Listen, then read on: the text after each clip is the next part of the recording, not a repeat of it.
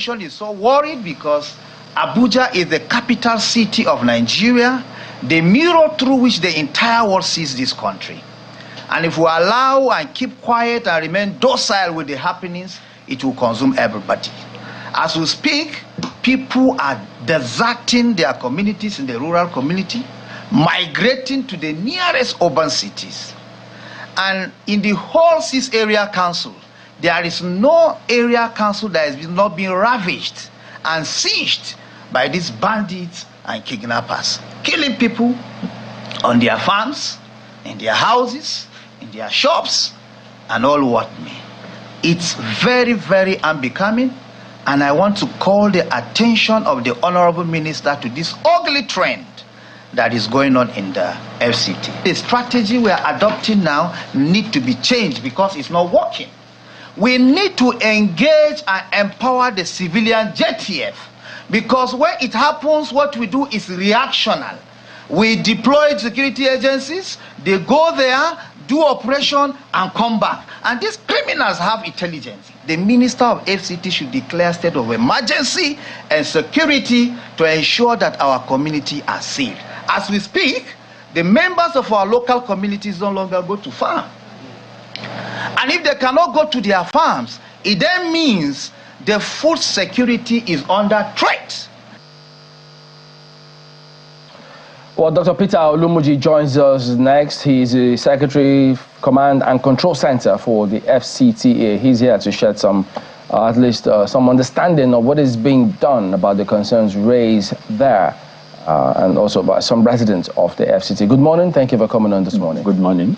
So just before we get to you, just a piece of information just in. Supreme Court has reserved judgment in the appeal filed by the PDP Nasarawa governorship candidate, Mr. Ombugado, against his APC counterpart, Abdullahi Sule. So they have reserved judgment, so it's going to be determined at a later determined date. So they will fix that date. I know. They'll fix that date. That's my, I told you, smile. Well, should I told us what the outcome of the next one is going to be? Then we'll take it seriously. Crystal ball. Okay. Well, Dr. Olumuji, thank you for coming on this morning. So, clearly, some persons are concerned about what is going on. So, these are the kind of issues. Did they even pop up in the Command and Control Center in the first place? Definitely, definitely. We have such issues coming up. Like I can feel the agony in which Honorable Ezekiel spoke there, and that is the same thing we also have. The Minister of the Federal Capital, Barrister Yonse Wike, is not happy with the news that we've been receiving, especially issues that borders on abduction of good-spirited residents of FCT. And in the Command and Control Center, we've been getting feedbacks from the residents, and also the security agencies have been working day and night in ensuring that these residents are rescued alive, because it's one thing to go for the rescue operation, it's another thing to rescue them alive. And that is why I want to say clearly here that the administration is very concerned about what has been raised. You know, not only what he has just said in the press briefing yesterday, but also generally, security of FCT has been on the front burner. And I can tell you that the FCT security is being handled effectively through proper intelligence gathering. Now, I've gotten feedbacks from residents, even as at 2 a.m. this morning, I got a lot of messages coming in, and we feel the concern of the residents. So what can you tell us about the news making the rounds about those who have been killed, for some of those who were kidnapped? Were 3 people actually killed for that kidnap? Yes, I saw the pictures. One picture showed 4 bodies on the floor along the road. They claimed this Buhari. I've not gone in there to verify personally, but I know that the police FCT Police Command, under the leadership of the FCT Police Commissioner, has also asked his tactical squad to go in there and verify it. Yes, we also received this information that one of the victims of the Zuma 1 incident, abduction incident, and one of the young lady was killed, after the parents was not able to meet up with the 60 million naira ransom. Yes, it bothers us, it worries the administration, and the Honorable Minister FCT has been receiving an hourly report, situational reports, on the efforts of the security agencies in ensuring that these people that have been abducted, both at Zuma 1 and Sagwari Aduse, are rescued. But I would not want to confirm those faces and tying them to a name, because I've not been there. But the general feeling is that these people have been killed, those 4 people you saw, and tying it to each of the incidences that occur is what I will not be able to do here right now. But again, I want to state clearly that the anti-kidnapping team are in the bushes since these incidences occur. And I still spoke to the OCA FCT anti-kidnapping as at this morning, and I know they are making a lot of progress. You could remember that some few days ago, the force headquarters, the PRO force headquarters, raised some issues about this operation. There's some technical things going on behind the scene that cannot just be mentioned, because once you do that, then you are giving a lead to those abductors. And again, I want to also state here, because you remember some few days ago, there are some suspected kidnap suspects that were arrested by the FCT Police Command, operating within Kuje and Kwali, and interrogation have been going on. They've given very, very useful information in aiding that these people are located. Then again, you should take note. Most of these things, with abduction, when it occurs at the border community, bordering Nasarawa, Kaduna, and Niger states. And the FCT Police Command have fortified and sent both manpower and operational assets to that environment. We need to make the residents of FCT to be able to sleep with their 2 eyes closed. Even though, again, we have also noticed that on the social media platform, Chinese will always want to verify information before posting it out. But realize that most of these social media platforms just share information that are not verifiable. They did not verify it. And this makes us to talk to the media practitioner to always verify information from the right source before doling it out there, because it has created apprehension in the heart of the residents of FCT.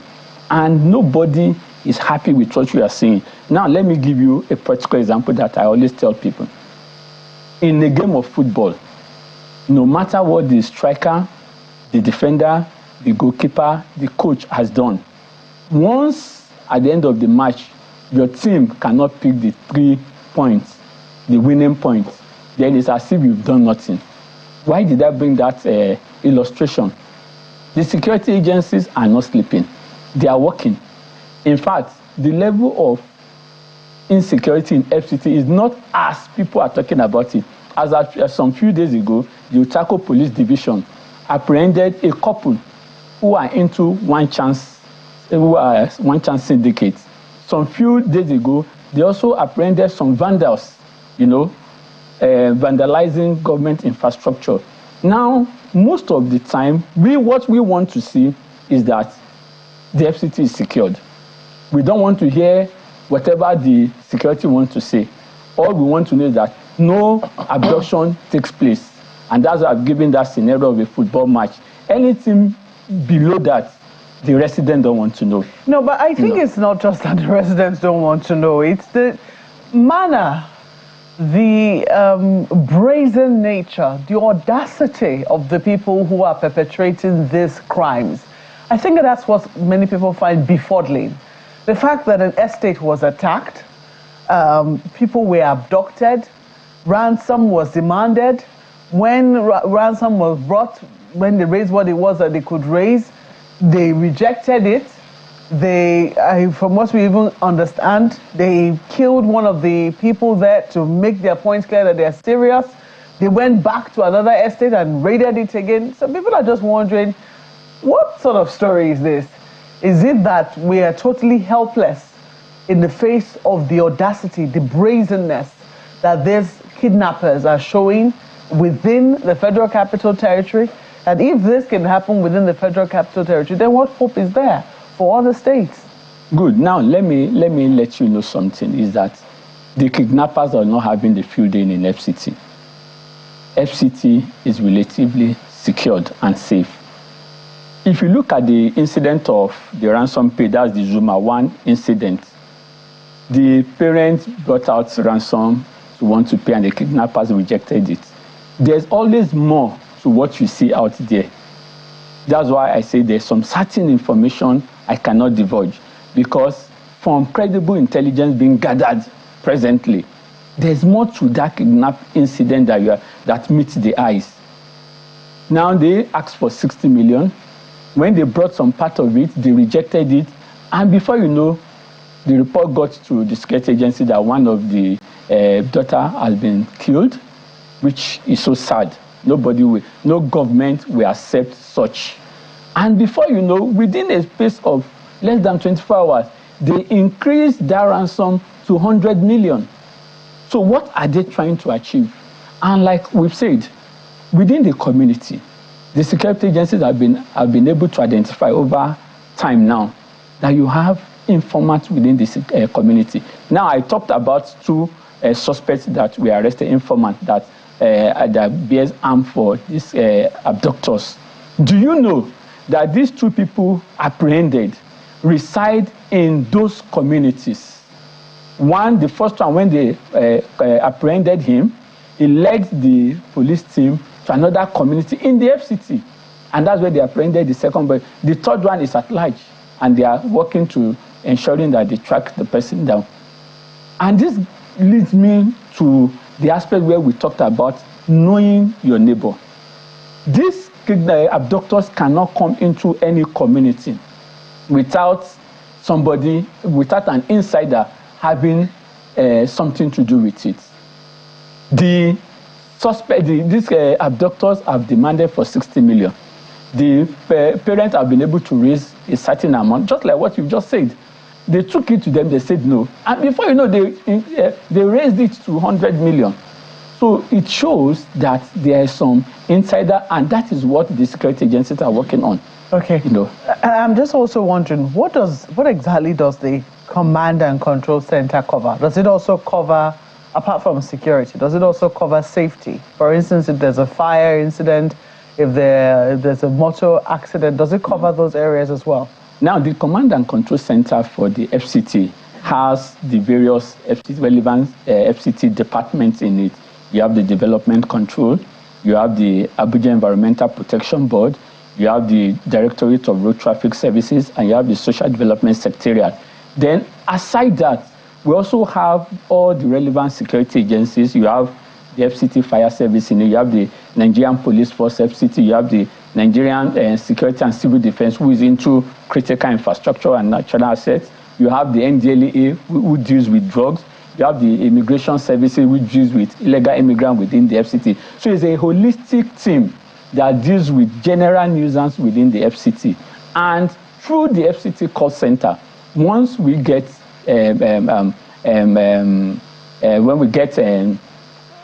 information from the resident, we go into it.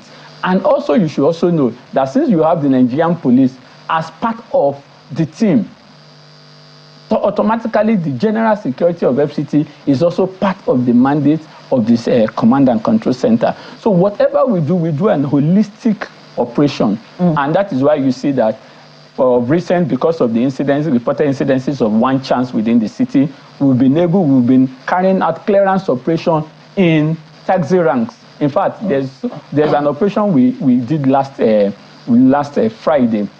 One of the taxi ranks that is meant for vehicles to come in so that commuters can go in there and bought safe and secured vehicles have been taken over by illegal fuel dumps.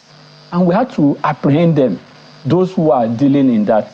So there's a lot of things that the Command and Control Center is into. As I'm speaking to you now, they're out there ensuring that some clearance operation is being carried out. We have issues of shanties in places that are not meant to be. So residents can call the Command and Control Center? Yes, through the FCT call center. What is the number?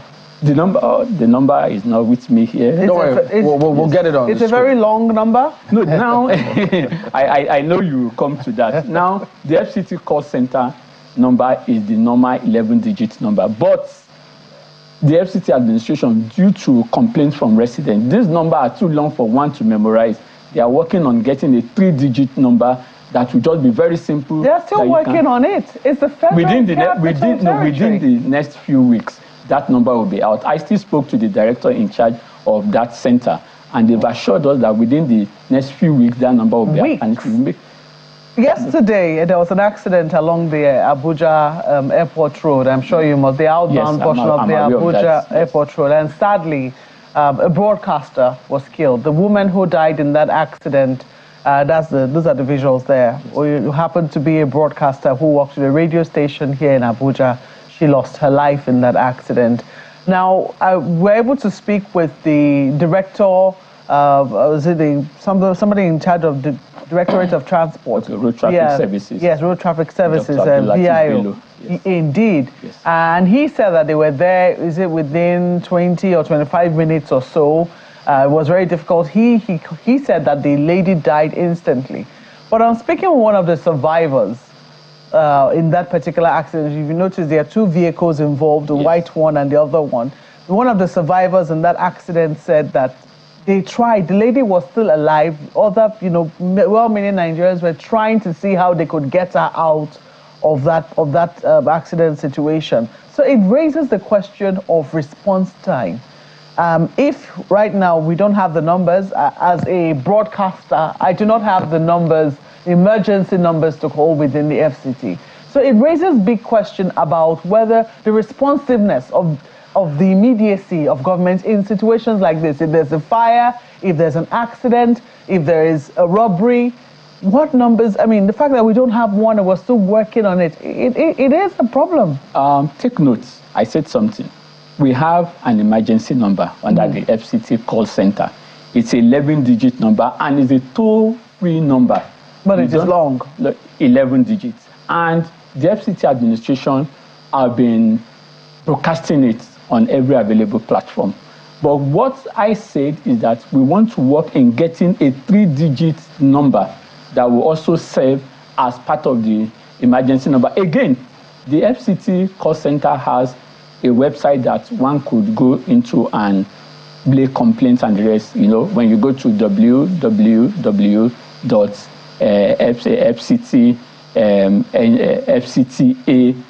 FCTA.gov.ng, that is another platform. We engage residents. It's called a citizen engagement platform. FCTA.gov? Yes, FCTA.gov.ng. FCTA.gov.ng. Yes. But I know that would not be the first thing that people want to call in this situation. Definitely, but that's why we have the call center number that the call center. So how quickly are you working on within the Command and Control Center to be able to get help to residents whenever it is that it is needed? Because this accident caused a humongous traffic situation yesterday along the airport road. In fact, I was at the scene yesterday. You were at the scene? Yes, I was at the scene yesterday. In fact, before my vehicle could get, I had to even trek. Because, and that... You didn't call the command center to do something? No. What I'm saying is that immediately the accident occurred, they called us. Okay. We also called the Federal Road Safety Corps, we called the Directorate of Road Traffic Service, and we had to go in there. But you trust Nigeria, and people want to view what is happening instead of them creating a route, a thoroughfare for emergency response team to go in. Everybody wants to view what is happening. Some even were just videoing, which is not meant to be. It's so unfortunate that lady lost her life yesterday. But again, the response team, we as residents of FCT, once there's an emergency, especially such, we are not meant to block the road. Because when the ambulances are coming in and there is no thoroughfare for them to pass through, it delays saving that life. But people nowadays want to video. For what? Are you meant to video or to help the victim at that material point in time? So I want to use this medium to also advise the residents of FCT that when you see such accident scenario, try and make sure you clear the road for the emergency response team that are coming in. In the countries where this kind of thing happens, there's training. There is discipline that immediately, you know, where there's an accident, you see that, you know, citizens have been taught that, look, you make way on this side, you make way on this side, so that, you know, emergency responders can quickly, or first responders can quickly get through. That takes time. That takes a lot of training in that particular regard for people to be able to, you know, understand that. But what I'm asking right now is, how quickly are you within the command and control center while that training? I think that there needs to be special training for residents to know that this is what is expected of them. But how quickly are you working on getting emergency help wherever it is needed within the Federal Capital Territory? The incident of yesterday that occurred, the emergency help team were right there on time. And like I told you. On time meaning what? How many minutes? I was somewhere at Area 1 when I got the call. Immediately from Area 1, I proceeded there. Before getting there, I called the sector commander of the Federal Road Safety of FCT and the Directorate of Road Traffic FCT, and even the FEMA, you know, the emergency agency for FCT. And as I was putting call to them, as I was moving, they told me they are also on their way there. But on getting there, the crowd, they blocked everywhere. So I had to trek for like 15 minutes to get to the particular scene. So what I'm trying to advise the residents is that once you see an accident scene or emergency situation like that, our priority should not be to video and be the first to post on the social media. We should be able to render a helping hand.